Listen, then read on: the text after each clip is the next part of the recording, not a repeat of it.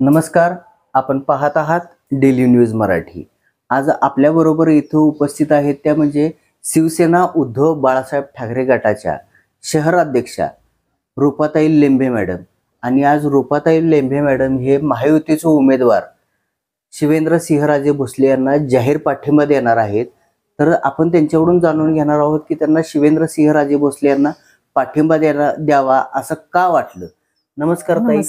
तर आम्हाला सर्व आमच्या पहिल्यांदा दर्शकांना सांगा की तुम्ही महायुतीचे जे उमेदवार आहे शिवेंद्रसिंहराजे भोसले आणि तुम्ही तर उद्धव ठाकरे गटाच्या शहराध्यक्ष आहे, तरी सुद्धा तुम्ही त्यांना पाठिंबा का देत आहात?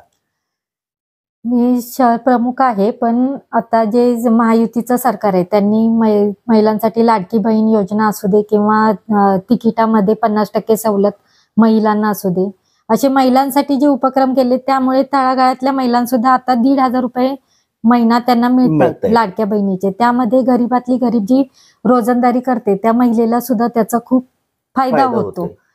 हे असं सरकार महायुती सरकार आहे ती गोरगरिबांसाठी म्हणा किंवा समाजातल्या तळागाळातल्या लोकांसाठी अनेक उपक्रम करतात. तसंच ते आता म्हणून महायुतीचे जे उमेदवार आहेत आपले श्रीमंत शिवेंद्रराजे भोसले, त्यांचे सुद्धा सातारमध्ये बरेच उल्लेखनीय उपक्रम आहेत.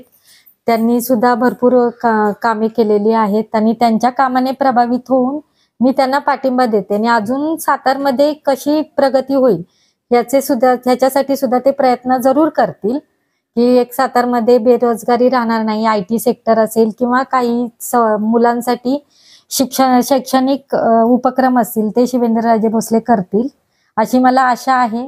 त्याच्यासाठी मी त्यांना जाहीर पाठिंबा व्यक्त करत आहे. त्यासाठी तुम्ही त्यांना जाहीर पाठिंबा देत आहात. हो. मग यावेळेस तुमच्या बरोबर तुमचे जे असणारे पदाधिकारी होते त्यांचं म्हणणं काय होतं? आता जे माझ्या बरोबर इकडचे पदाधिकारी आहेत ते सुद्धा मी त्यांना असं बोलल्यानंतर त्यांनी सुद्धा मला पाठिंबा दिलेला आहे की हे योग्य आहे की आपण त्यांना पाठिंबा दिला, त्यांच्यासाठी जर काम केलं तर आपल्या सातारमध्ये हे होईलच, प्रगती होईल, विकास कामे होतील.